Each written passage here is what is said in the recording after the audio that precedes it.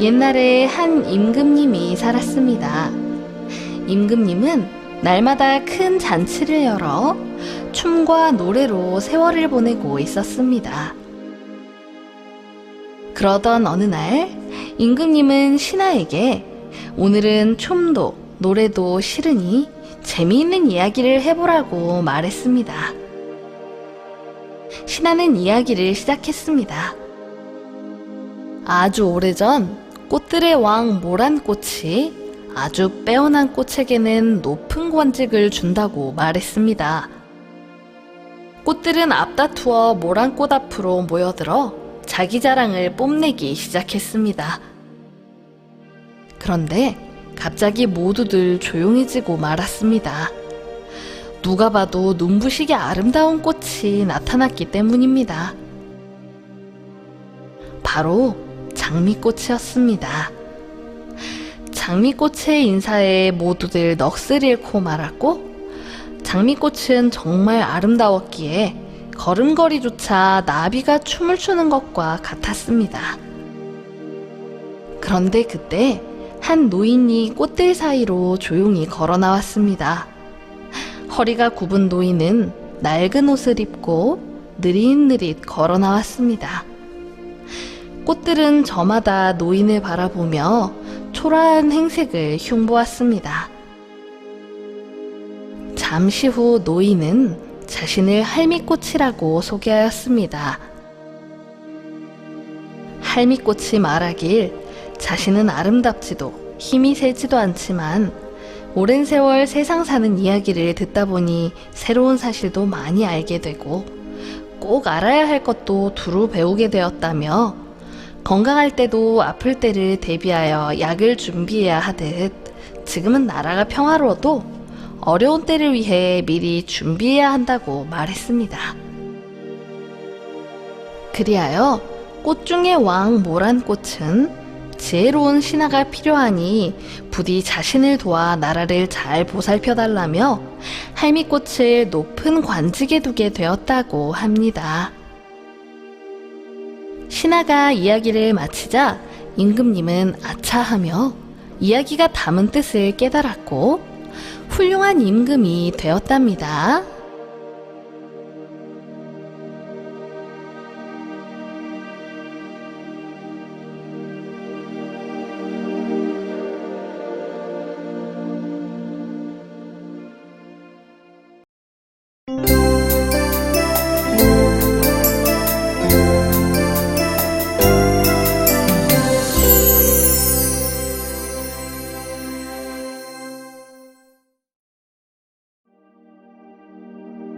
어느 마을에 형과 동생이 살고 있었습니다.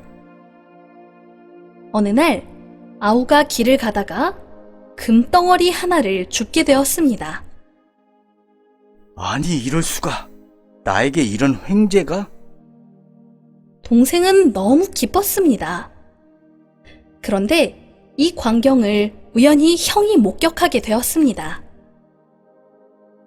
며칠 후 형은 동생에게 말했습니다.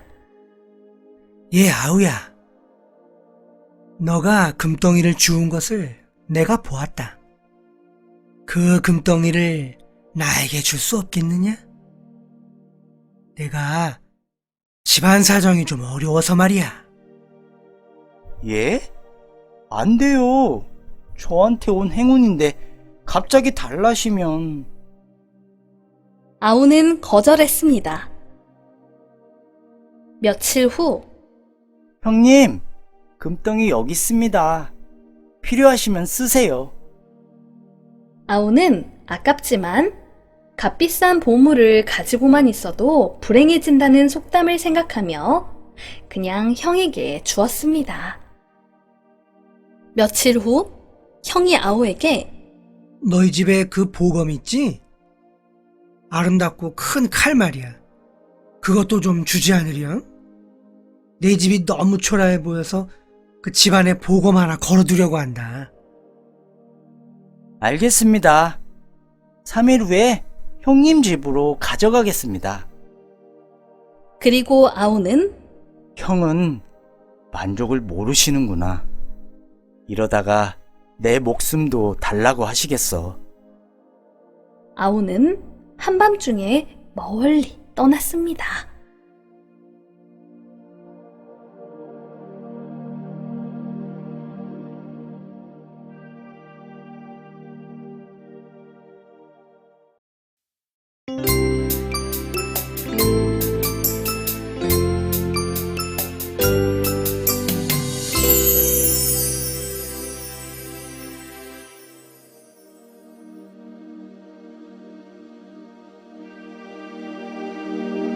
옛날 어느 날 잘생기기로 유명한 오빠와 못생기기로 손꼽히는 여동생 남매가 있었습니다. 동네에서도 마을 사람들이 수군거리곤 하였습니다. 아니, 오빠는 오히려 여자같이 이쁘장하고 잘생겼는데 어쩜 딸이 저리 생겼을까? 부모들도 속상하겠네. 그러던 어느 날 남매가 우연히 거울 속에 비친 자신들의 모습을 보았습니다. 오빠는 거울을 보며 말했습니다. 아, 난 너무 잘생겼어. 참, 하늘의 신도 어떻게 눈, 코, 입 조합을 이렇게. 자기가 멋있게 생겼다는 오빠의 자랑이 계속되자 동생은 심통이 났습니다. 오빠의 잘난 척이 마치 자신이 못생겼다고 비웃는 것처럼 들렸기 때문입니다. 동생은 그 길로 어머니에게 달려가 엄마, 오빠는 남잔데 잘생기고 이쁘장하게 생겼잖아요. 난 여자인데 왜 이렇게 생겼나요? 너무해요. 그러자 어머니는 두 남매를 껴안고 똑같이 어루만지며 말했습니다. 나는 너희 둘이 날마다 자신의 모습을 거울에 비춰봤으면 좋겠구나. 아들아, 너는 거울을 보며 절대 나쁜 행동으로 내 아름다운 용모를 더럽히지 않겠다고 다짐하려무나. 그리고 딸아, 너는 거울을 보며 내 마음의 아름다움으로 외적인 부족함을 메워가길 바란다. 알겠지?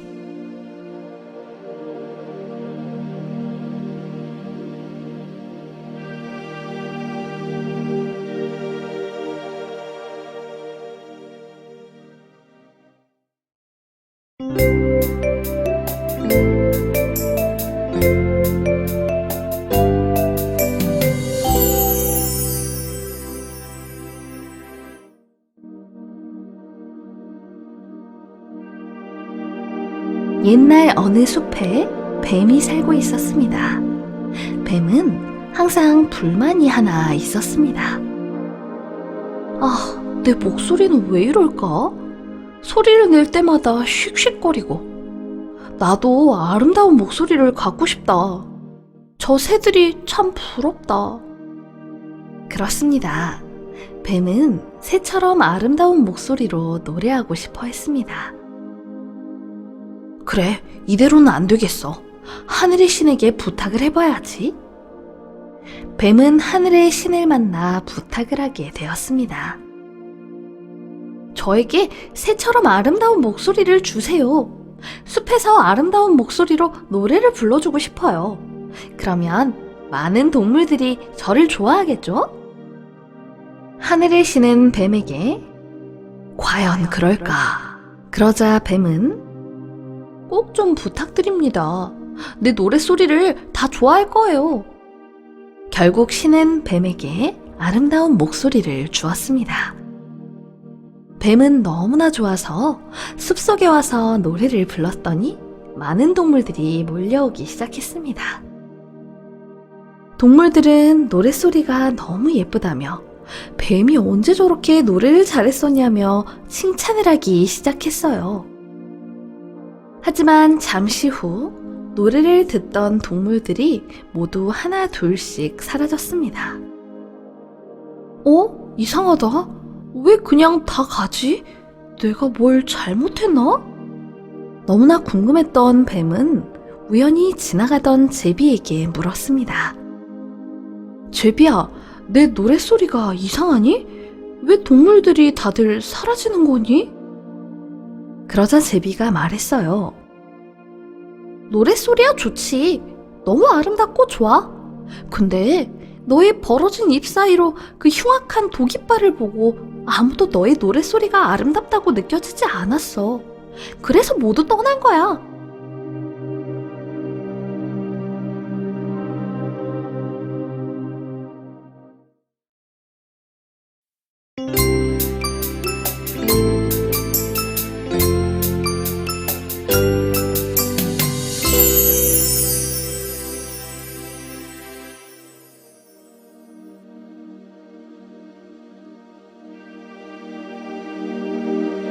아주 오랜 옛날 시골에 한 늙은 농부가 살고 있었어요. 그는 수박 농사를 짓고 있었죠. 어느 날 농부는 수박을 따러 나갔어요. 하루 종일 열심히 수박밭에서 수박을 따고 있었습니다. 하지만 그 해에는 수확이 영 좋지 않았어요. 아이고, 열심히 일해도 1년 농사가 이렇게 허무하게 끝나는구나. 농부는 생각만큼 수박이 많이 열리지 않아서 속이 상했어요. 수박을 따던 농부가 머리를 들어보니 거기에 도토리 나무가 있었어요. 거기에는 도토리 나무들이 가지마다 많이 달려 있었어요. 아이고, 도토리들이 참 많이 달려있네. 농부는 갑자기 불편한 마음이 생겼어요. 하늘도 무심하시지. 어째서 저 나무에는 도토리들이 저렇게도 무성하게 자라게 하는 걸까? 도토리 대신에 수박이 열리게 하면 좋을 텐데 말이야. 바로 그때였어요. 다람쥐 한 마리가 도토리 나무 위에 올라가 도토리 한 개를 건드린 것이에요. 아마 가져가서 먹으려고 한 것이었겠죠. 하지만 다람쥐는 도토리를 놓치고 말았어요. 그래서 도토리는 나무에서 툭 떨어지면서 농부 이마의 한 가운데를 맞췄습니다. 이런! 이마에 떨어진 도토리 때문에 농부는 아팠겠죠. 그런데 그 순간 농부는 한 가지 생각이 떠올랐답니다. 다행이군. 내 생각대로 저 도토리 나무에 도토리 대신 큰 수박이 달렸더라면 무슨 일이 일어났겠어? 내 이마는 아주 크게 다쳤을 거야. 농부는 그저 껄껄 웃었답니다.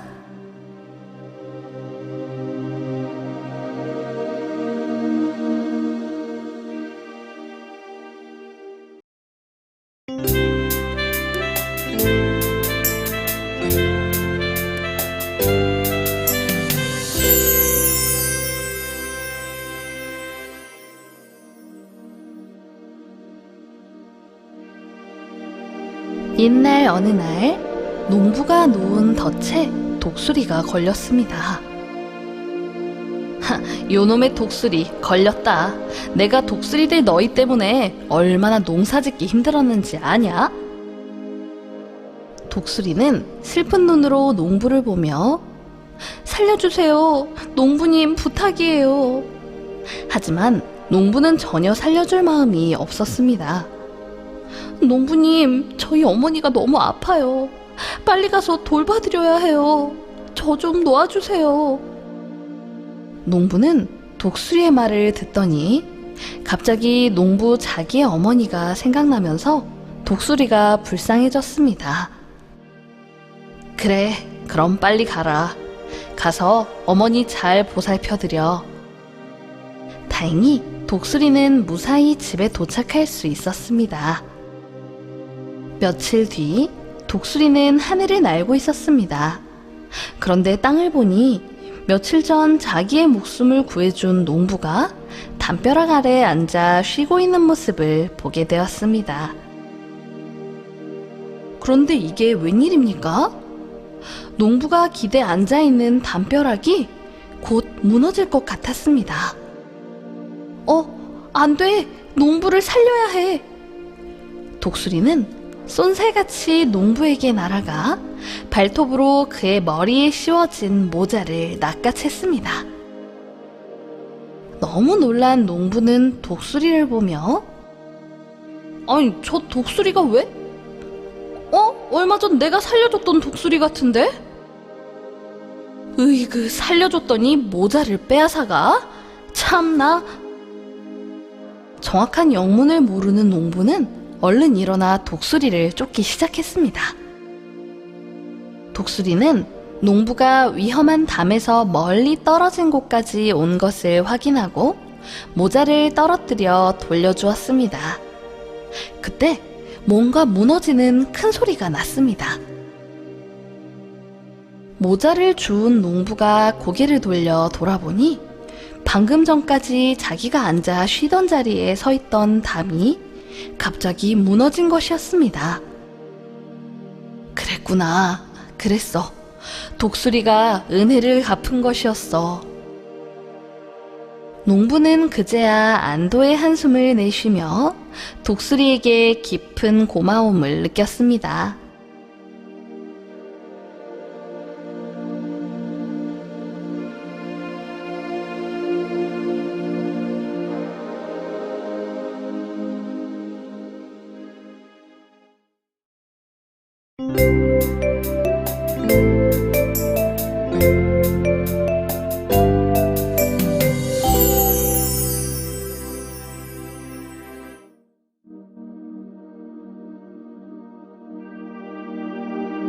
옛날 어느 숲속에 늑대가 살고 있었습니다.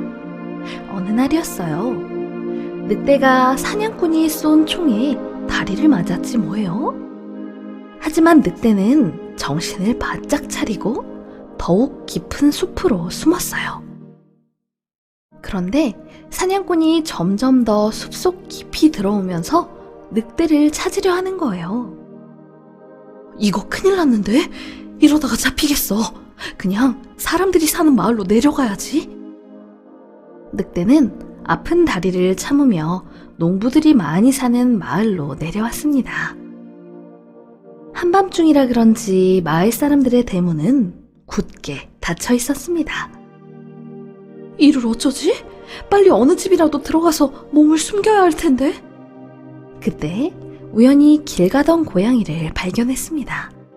야, 고양아! 이 마을에 착한 농부집이 어디에 있니? 내가 지금 너무 급해. 사냥꾼이 날 쫓고 있다고. 고양이는 늑대에게 그럼 저기 윗동네 김씨 아저씨네 가봐. 착한 분이야. 하지만 늑대는 아차 싶었습니다.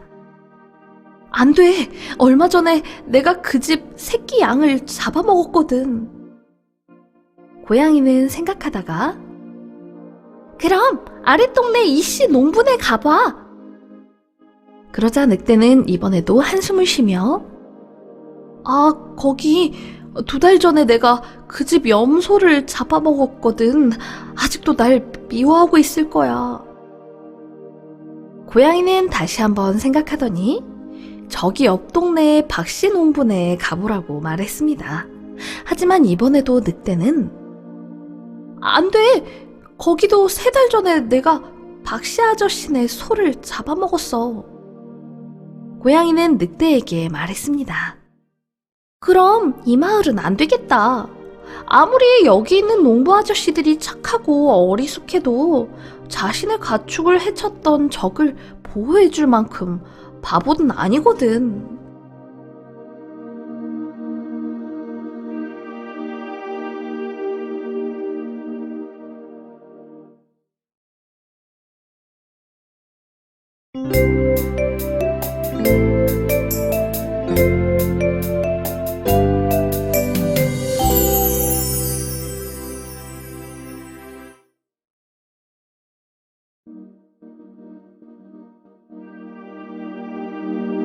옛날 어느 초원에 늑대가 살고 있었습니다.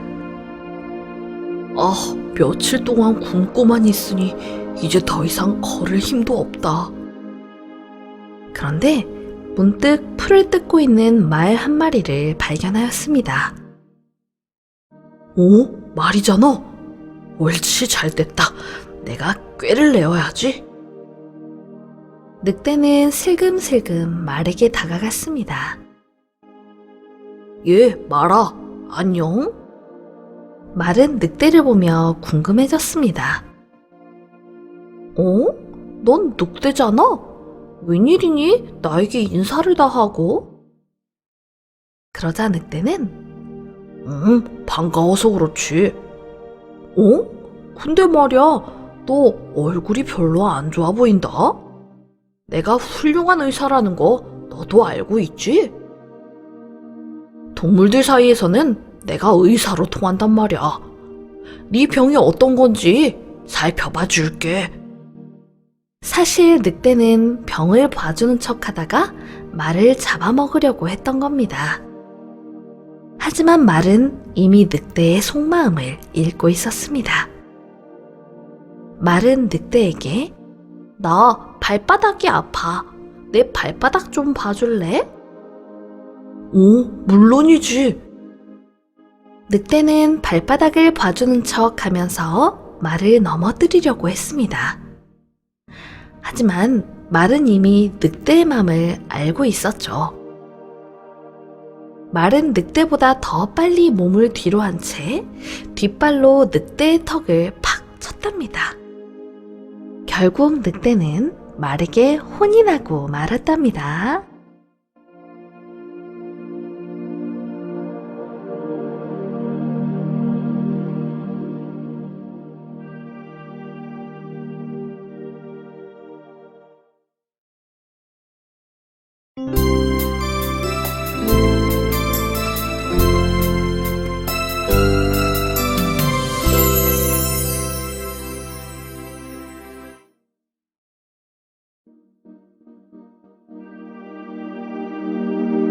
옛날 어느 초원에 어미양과 아들양이 살고 있었습니다.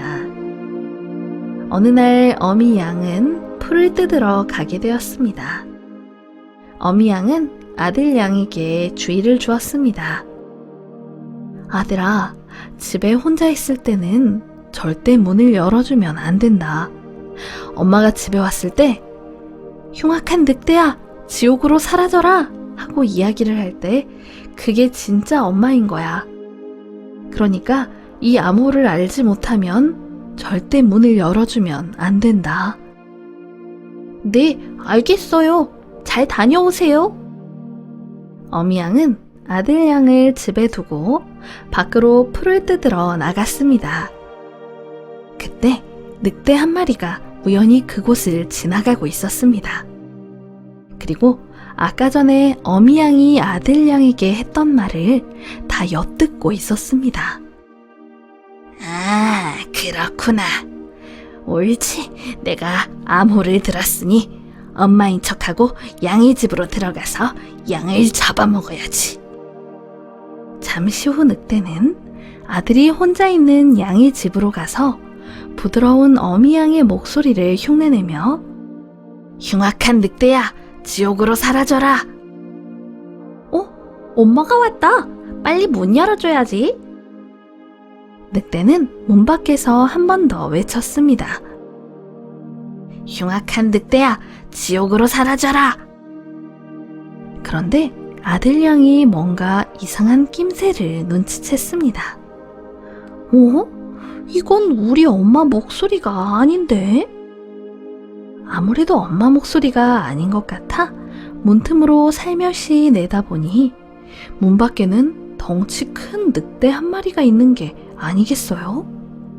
그 순간 아기 양은 기지를 발휘했습니다. 그럼 제가 볼 수 있게 하얀 발을 내밀어 보세요. 발을 안 보여주면 문도 절대 열지 않을 거예요. 하지만 늑대에게 어떻게 하얀 발이 있겠어요? 늑대는 어쩔 수 없이 한숨만 쉬면서 돌아갈 수밖에 없었답니다.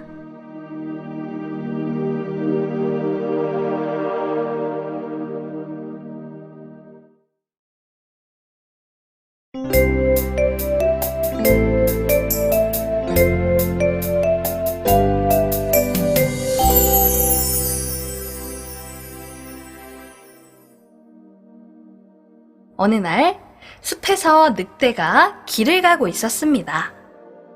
그런데 우연히 가파른 절벽 꼭대기에서 풀을 뜯어먹고 있는 염소 한 마리를 늑대가 발견하게 되었습니다. 아, 저 염소를 어떻게 잡아먹지?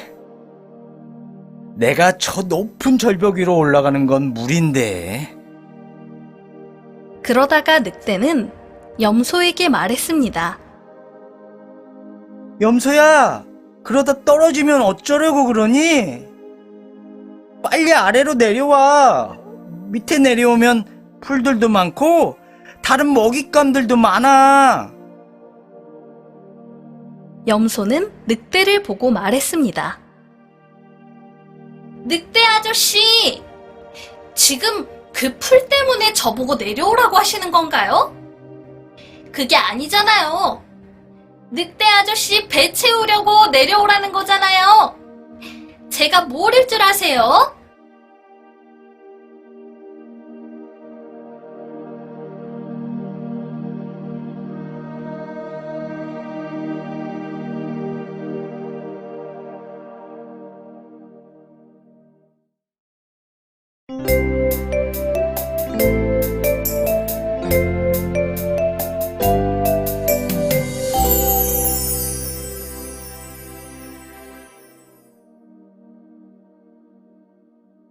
어느 마을에 못된 늑대들이 살고 있었습니다.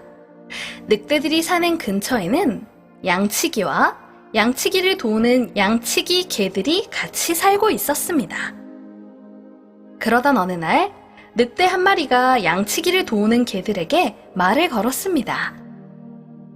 안녕, 개들아. 너희들에게 할 말이 있어. 사실 우리가 왜 맨날 싸우는지 아니?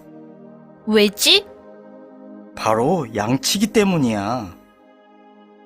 너희들에게 양을 보호하라고 하면서 솔직히 너희들에게 잘해주니?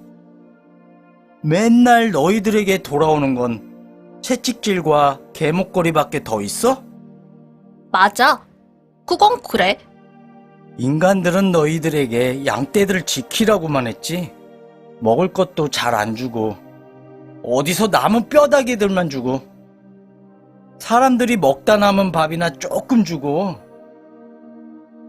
이제 양떼들을 지키는 거 그만두고 우리 늑대 소굴로 같이 가자. 그래서 우리 같이 자유롭게 편하게 살자. 이 말을 들은 개들은 늑대의 유혹에 넘어가 양떼들을 버리고 늑대 소굴로 들어갔습니다. 결국 어떻게 되었을까요? 그렇습니다. 개들은 늑대들에게 모두 잡아먹혔고 늑대들은 양떼들까지도 모두 잡아먹었답니다.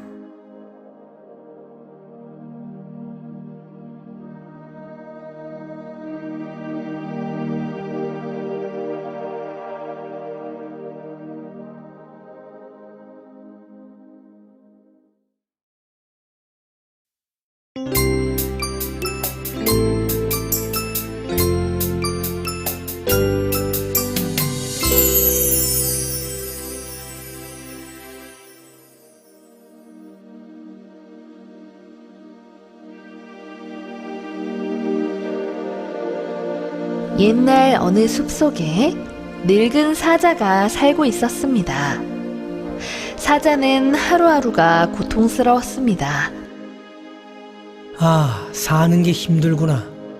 기세 좋게 세상을 호령하던 전성기 때는 정말 나도 대단했는데.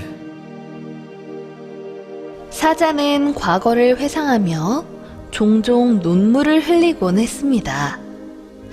백수의 왕이라고는 하지만 나이가 들면서 몸은 점점 쇠약해졌고 지금은 다른 동물들에게도 존경받지 못하기 때문이죠. 다른 동물들은 사자를 깔보고 비웃었습니다. 말이 찾아왔습니다. 어이 사자, 네가 그렇게 힘이 세? 내 뒷발에 힘을 보여주마. 말은 사자에게 발길질을 하고 갔습니다. 그리고 늑대도 찾아왔습니다. 야, 사자, 네가 내 먹이를 많이 빼앗아갔지? 늑대는 사자를 물어뜯고 달아났습니다. 심지어 온순한 소도 괜히 와서 뿔로 들이받았습니다. 기력이 없는 사자는 한창 혈기왕성한 그들 앞에서 속수무책으로 당하기만 하는 터라 더 서글프고 우울했죠. 아, 슬프다. 하지만 어찌할까? 그래도 자신의 운명을 받아들이고 불평불만을 하지 말자고 다짐했습니다. 그러던 어느 날 당나귀가 이 소문을 들었습니다. 뭐? 사자가 이제 늙어서 힘을 못 쓴다고?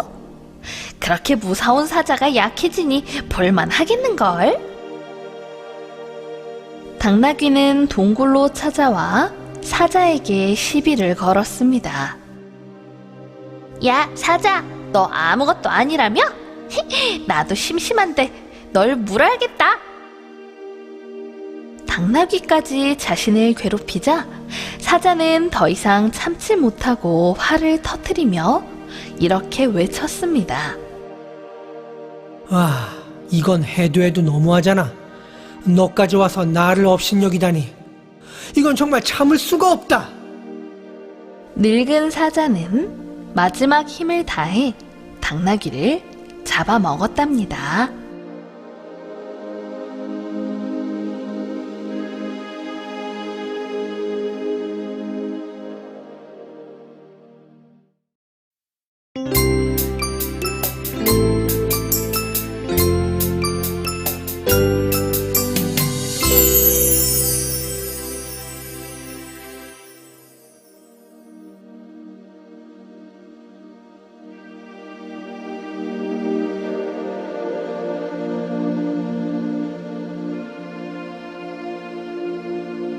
옛날 어느 마을에 사또가 새로 오게 되었습니다. 이 마을의 인심을 몰래 알아봐야겠군. 사실 이 마을은 나쁜 이방들이 나랏돈을 함부로 쓰고 있다는 소문을 들었기 때문입니다. 참으로 부끄러운 일이야. 이방이 나쁜 버릇을 고치자면 내가 바보 행세를 해야겠어. 사또는 이 마을에 오자마자 일부러 바보인 척하기로 마음을 먹었습니다. 그리고 때를 기다렸습니다. 어느 날 이방이 사또, 이번에 거둔 세금이 2,000냥이옵니다. 이것을 어디에 쓸까요? 허허, 난 모르겠으니 알아서들 처리해라. 이런 사또를 본 이방은 사또를 무시하기 시작했습니다. 그리고 이 소문을 들은 마을 사람들은 걱정을 했습니다. 이번에 온 사또도 똑똑하지 못해 우리 마을이 고생일 거라는 생각 때문입니다. 그러던 어느 날 밤 마당에 나온 사또가 이방, 이 마을에는 왜 달이 없느냐? 네? 달이요? 그건 지금 금음이니까 달이 없죠. 금음? 그게 뭔가? 순간 이방은 생각했습니다. 그래, 이 사또가 바보 같으니 속여야지. 이방은 사또에게 말했습니다. 저 사또, 우리 마을에 있던 달은 예전에 있던 사또가 다른 마을로 팔아버렸죠. 그러니 달이 없을 수밖에요. 그러니 뭐 다시 사와야 하는데. 허허, 달이 없으면 사람들이 캄캄한 길을 가기가 무서울 텐데 이방, 무슨 좋은 방법이 없느냐? 그러면 사또, 저기 이웃 마을에서 달을 만들어 팔고 있는데 달 하나를 만들려면 9일 밤이 걸립니다. 달값은 500냥이고요. 그래?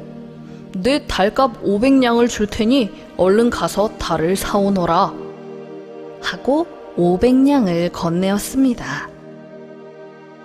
이방은 500냥을 받아가지고 실컷 먹고 마시고 놀다가 9일 후 밤이 되어 돌아왔습니다. 사또, 달을 사서 하늘에 띄워놓았습니다. 밤하늘에는 반달이 떠 있었습니다. 허허, 수고했네. 아니, 그런데 이방, 왜 달 하나 값을 가지고 달 반쪽을 사왔는가? 예, 그건 달값이 올라서 그렇습니다. 그렇다면 돈을 더 줄 테니 달 하나를 사오너라. 저런 반쪽을 가지고 어디 어두워서 쓰겠는가? 이방은 가지고 간 돈을 마구 쓰고 난 뒤 보름달이 뜰 무렵 돌아왔습니다. 사또, 둥그런 보름달을 하늘에 두둑이 띄워놓았습니다. 어디 보자. 이제야 대낮 같구나. 거참 잘했다. 사또는 이방이 괘씸했는지 많이 칭찬해주고 다시 반달이 떠오르기를 기다렸어요. 드디어 반달이 떠올랐어요. 이방, 이리 오너라. 네, 사또, 무슨 일이신지. 이방, 달이 반 개가 없어졌다. 둥근 달을 사다 놓았는데 이를 어쩌느냐? 없어진 달을 당장 찾아오너라. 그게... 갑작스런 질문에 이방은 할 말을 잃었습니다. 내 이놈! 감히 거짓말을 해서 나라 돈을 마구 쓰다니! 여봐라! 저놈을 당장 감옥에 가두어라! 이 사실을 알게 된 마을 사람들은 무릎을 탁 치며 기뻐했습니다.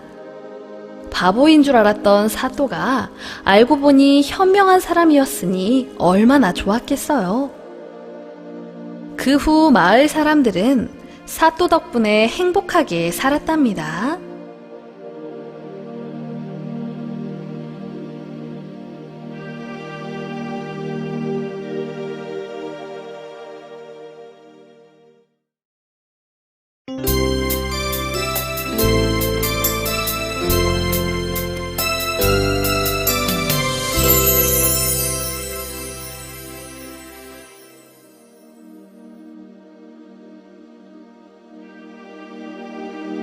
어느 숲속에 당나귀가 지나가다가 우연히 나이팅게일과 마주쳤습니다.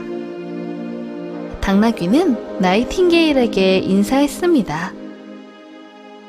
나이팅게일 아가씨, 당신을 만나서 무척 반갑습니다.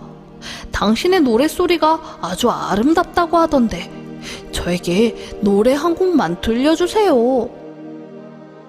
나이팅게일은 자신의 재주를 한껏 발휘하며 노래했습니다. 곡조에 맞춰 경쾌하게 지저귀다가 길게 목청을 뽑는가 하면 높낮이도 바꾸면서 노래를 불렀죠. 산들바람처럼 부드러운 목소리는 숲속 전체를 아름다운 곳으로 만들어 놓았습니다. 다른 동물들도 하나같이 아름다운 소리에 감탄하며 노래를 감상했습니다. 나이팅게일이 노래를 부른다. 어쩜 언제 들어도 정말 아름다워. 나이팅게일의 노래가 끝나자 당나귀는 진지한 표정으로 고개를 끄덕이며 비평을 시작했습니다. 정말 잘 들었습니다. 확실히 다른 사람들이 칭찬할 만한 노래 실력이군요. 하지만 아침을 알려주는 수탉의 멋진 노랫소리만은 못하군요. 나이팅게일 아가씨가 수탉에게 가서 한두 달만 더 배우신다면 훨씬 훌륭해질 겁니다. 어이없는 당나귀의 평가에 나이팅게일은 뒤도 돌아보지 않고 호련히 날아가 버렸답니다.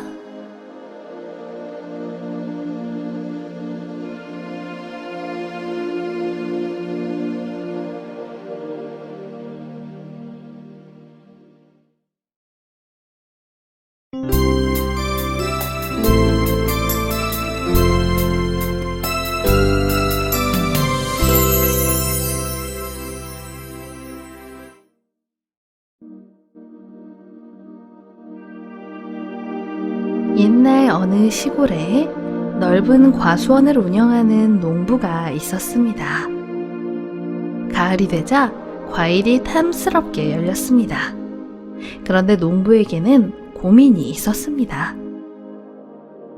아이고, 새들이 날아와 과일을 다 훔쳐먹으니, 아휴. 그렇습니다. 농부의 입장에서는 새들이 너무나 골칫거리였습니다.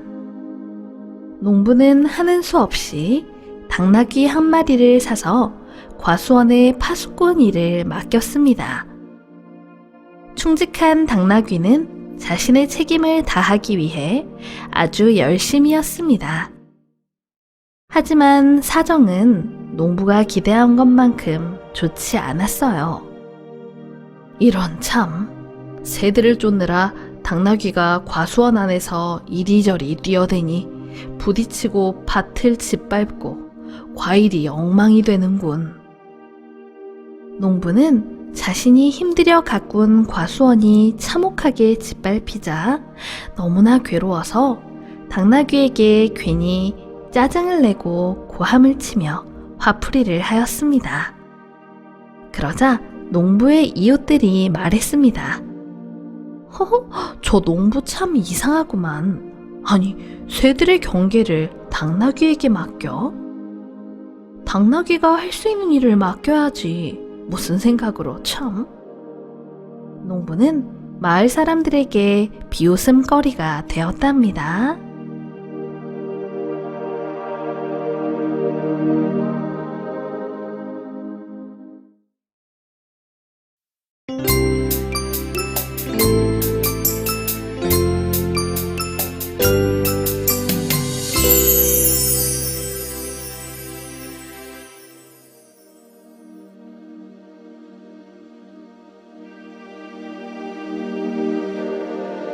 옛날 어느 고을에 몹시 가난했지만 올바르게 살려고 노력하는 박선비가 살고 있었습니다.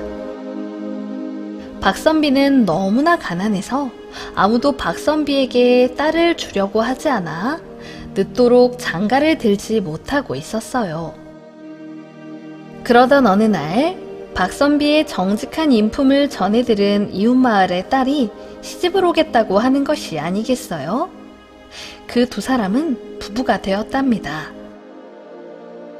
한편 이웃마을에 무슨 일을 하든 잘 살기만 하면 된다는 생각을 가진 도둑 천서방이 살고 있었습니다. 천서방은 이웃마을의 부잣집 딸이 박선비에게 시집을 온다. 그렇다면 돈과 값진 폐물을 가지고 올 텐데. 그날 밤 그것들을 모조리 훔치기 위해 살금살금 박선비네 집에 숨어들었습니다. 그런데 아직 자고 있지 않던 박선비의 아내가 도둑이 들었다는 것을 알아채고 말았죠. 그래서 문 뒤에 숨은 천서방을 향해 말했습니다. 들으시오, 도둑 양반. 어찌하여 남의 첫날 밤에 도둑질을 하러 들어온단 말이오? 이를 어쩌지? 이거야 원. 잠시 후 방 안에서 부스럭거리는 소리가 들리더니 쿵 하고 무언가가 문 밖으로 떨어지는 것이었습니다. 이게 뭐지? 빈손으로 가면 내일 당신의 처자식이 굶을 일이 딱해. 돈과 폐물을 얼마쯤 나누어 줄 테니 어서 가져가시오. 천서방은 안심하면서도 금세 창피한 생각이 들었습니다. 하지만 집에서 돈을 벌어오기만을 기다리는 부인과 자식들을 생각하며 돈주머니를 들고 달아났습니다. 그 일이 있은 후 시간이 한참 흘렀습니다. 박선비는 열심히 공부하여 성공하고 싶었지만 큰 병에 걸려 자리에 눕게 되었습니다. 집안은 쉽사리 가난에서 벗어날 수 없었지요. 박선비의 부인은 시집 올 때 가지고 온 돈과 폐물을 이미 다 써버리고 말았어요. 한편 여전히 도둑질을 하고 살던 천서방은 예전 일이 생각나 박선비의 집을 살그머니 들렀습니다. 박선비가 알아 누워있는 모습을 보자 천서방은 도둑질한 돈의 절반을 박선비 집안에 몰래 두었습니다. 그런데 이튿날 천서방이 박선빈의 집 앞을 다시 찾았을 때 문 앞에 돈의 주인을 찾는 쪽지가 붙어있는 것이었어요. 천서방은 생각했습니다. 세상 사람들이 모두 박선비와 그 아내 같다면 얼마나 살기 좋은 세상이 될까. 나도 이제 새 사람이 되어 착하게 살아야겠다. 천서방은 자신이 살아온 인생을 뉘우치며 그 후로는 도둑질을 하지 않고 정직하게 살았다고 합니다.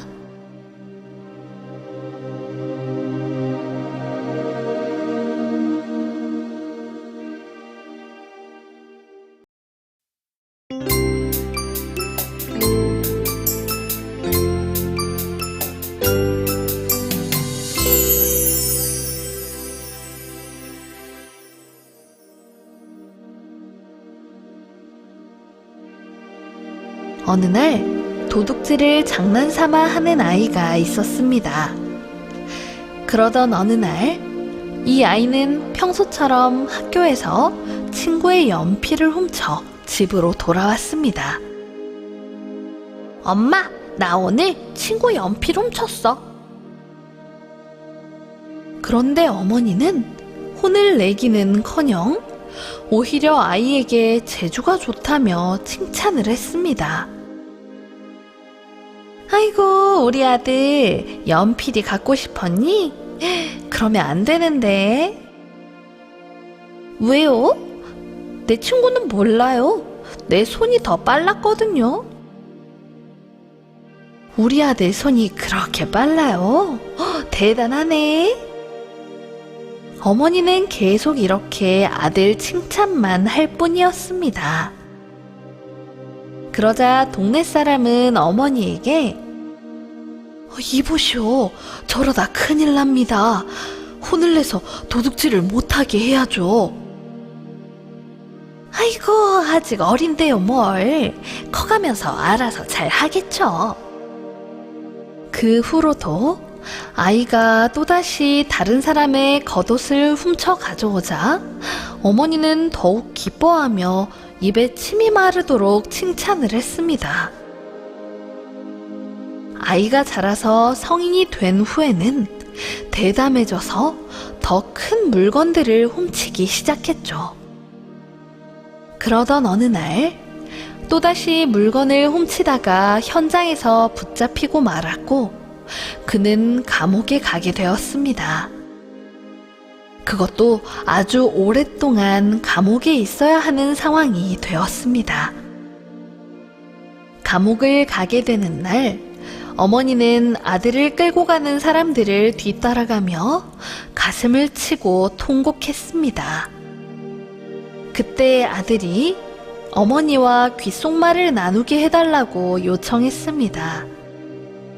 어머니는 아들아, 나에게 무슨 말을 하려고 하니?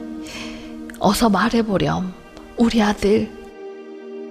그런데 아들이 갑자기 어머니에게 달려들더니 귀를 힘껏 물었습니다. 어머니는 너무 아파했습니다. 아니, 너 엄마한테 왜 이러니? 이게 무슨 짓이야? 어머니는 너무나 화가 났습니다. 그러자 아들이 말했습니다. 어머니, 제가 어릴 때 학교에서 연필을 훔쳐왔을 때 왜 혼내지 않으셨나요? 내가 도둑질을 계속할 때 왜 절 꾸짖지 않으셨나요? 어머니께서 저를 혹독하게 꾸짖어 주셨다면 이런 나쁜 사람이 되지는 않았을 겁니다.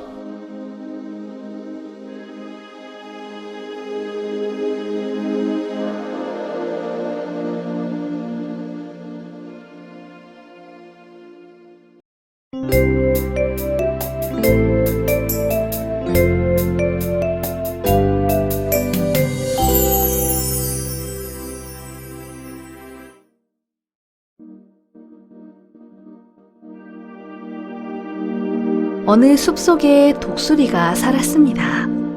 어느 날 독수리는 큰 마음을 먹고 하늘을 마음껏 날았습니다. 그리고 땅에서부터 가장 높은 산 위에 올랐습니다. 아, 내가 세상에서 가장 높은 산에 올랐다. 그 누구도 날아보지 못한 산 정상에 내가 날아올라 이렇게 앉았구나. 역시 난 새 중에 최강 독수리야. 그러자 갑자기 어디선가 독수리를 부르는 소리가 들렸습니다. 야, 독수리야, 왜 네가 최강이냐? 내가 있는 곳이 너보다 높은 곳이야. 깜짝 놀란 독수리는 위를 쳐다보았습니다. 자세히 봤더니 독수리의 머리 위쪽 나뭇가지에 거미가 한 마리 있는 게 아니겠습니까? 아니, 넌 거미... 이럴 수가, 이렇게 높은 산 정상에 오르다니 대단하구나. 근데 넌 어떻게 여기까지 올라올 수 있었니? 거미는 독수리에게 콧대를 높이며 말했습니다. 비밀을 알고 싶니? 사실 난 방금 전에 독수리 네 꼬리에 꼭 붙어서 타고 왔지. 그래서 이렇게 위를 점령할 수가 있었지. 하지만 이제 독수리 너의 도움 없이도 이곳에 살 수 있게 되었네. 그런데 갑자기 잘난 척하는 거미의 말이 끝나기도 무섭게 거센 바람이 불어와 순식간에 거미를 날려보냈습니다. 산이 높을수록 바람이 강하다는 것을 거미는 몰랐던 겁니다.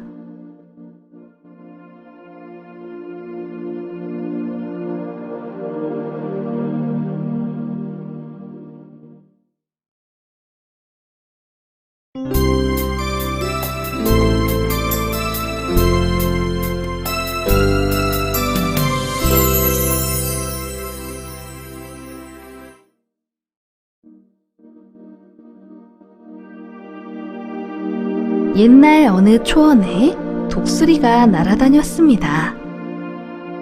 잠시 후 독수리는 높은 바위에서 땅을 향해 수직으로 하강하며 어린 양 한 마리를 낚아챘습니다.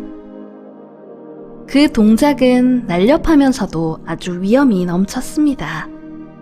그 광경을 목격한 까마귀는 너무 부러워서 자신도 따라해보고 싶었죠. 까마귀는 생각했습니다. 진짜 독수리는 너무 멋있어.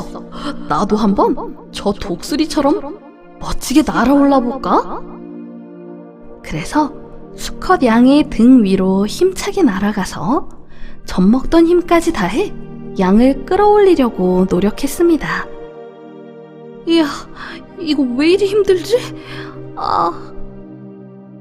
하지만 목표로 한 양이 너무 무거워서 들리지 않는 데다 설상가상으로 발톱이 양털에 엉켜 아무리 있는 힘을 다해 날갯짓을 해도 날아오를 수가 없었습니다. 그 모습을 보고 양치기가 달려와 단번에 까마귀를 잡았습니다. 저녁이 되자 양치기는 까마귀를 집으로 데려갔습니다. 그리고 아이들에게 장난감으로 주었습니다. 얘들아, 너희들 장난감으로 아주 신기한 새를 가지고 왔단다. 이게 무슨 새예요? 이건 까마귀라는 새야. 까마귀요? 그래, 그 까마귀는 참 웃기는 새란다. 어떻게 웃기는데요? 이 까마귀는 자기 주제를 모르고 독수리 흉내를 냈단다.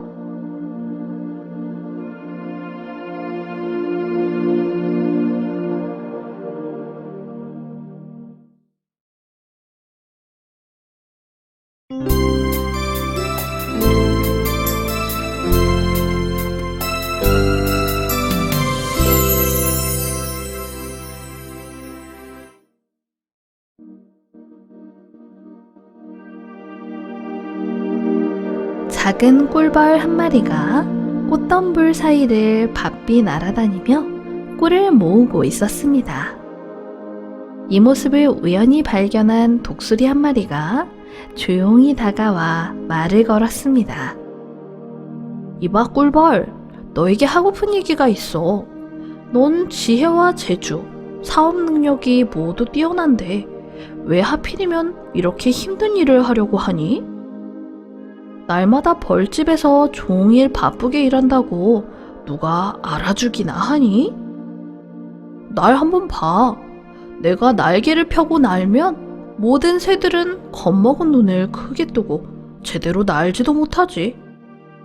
양치기들은 나를 경계하고 발이 빠르고 가볍기로 소문난 사슴도 나를 보면 조용히 도망치기 바쁘다고. 조용히 듣고 있던 꿀벌이 드디어 입을 열었습니다. 난 아무렇지 않아. 난 다만 하나님께서 지금처럼 계속 내게 복을 내려주시길 바랄 뿐이야. 꿀벌은 원래 태어났을 때부터 이렇게 묵묵히 모두를 위해서 일해. 난 특별히 내 자랑을 하고 싶진 않아.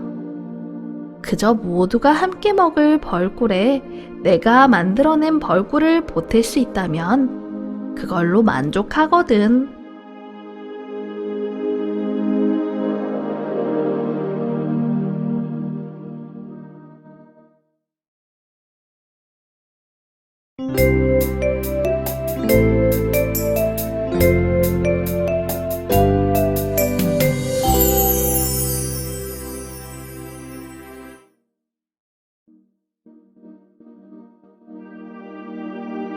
옛날 어느 숲에 말똥구리가 살았습니다. 어느 날 산속의 토끼가 독수리에게 쫓기고 있었습니다. 토끼는 말똥구리님, 저 좀 살려주세요. 말똥구리는 토끼에게 알았다, 이리 오렴. 여기는 내가 사는 곳인데 제법 큰 구멍이 있어. 하지만 독수리는 하늘에서 토끼가 숨은 곳을 금방 알아낼 수 있었습니다. 말똥구리는 독수리에게 말했습니다. 독수리님, 제발 토끼를 살려주세요. 부탁이에요. 독수리는 말똥구리의 말을 무시한 채 토끼를 순식간에 잡아갔습니다. 말똥구리는 자신의 부탁을 듣지도 않고 토끼를 잡아먹은 독수리에게 내가 언젠가 반드시 복수할 거야. 말똥구리는 가슴 깊이 복수심에 타올랐습니다. 말똥구리는 독수리의 평상시 모습을 매일매일 관찰하다가 독수리가 알을 낳기만 하면 둥지로 숨어들어가 알을 모두 바닥으로 떨어뜨렸습니다. 독수리는 말똥구리를 피해 둥지를 틀고 알을 낳았지만 그때마다 말똥구리가 와서 알들을 모두 바닥으로 떨어뜨렸습니다. 독수리는 도저히 참을 수가 없어 하늘의 신에게 찾아가 하소연하였습니다. 신이시여, 말똥구리 그놈 때문에 저의 알을 안전하게 키울 만한 곳이 없습니다. 곰곰이 생각하던 신은 독수리에게 말했습니다. 이렇게 하자꾸나. 너의 알을 내 무릎에서 키우렴. 새끼가 나올 때까지 내 무릎 위에 둥지를 틀면 될 거 아니냐. 그리하여 독수리는 신의 무릎을 빌려 알을 낳았습니다. 하지만 말똥구리는 포기하지 않았습니다. 말똥구리는 신에게 다가갔습니다. 그리고 말똥 덩어리를 신의 무릎에 떨어뜨렸습니다. 그러자 신은 이거 똥이잖아! 그러면서 얼른 일어나는 바람에 독수리의 알들이 전부 바닥에 떨어지고 말았습니다. 이리하여 독수리는 말똥구리가 있는 계절에는 알을 낳지 못한다고 합니다.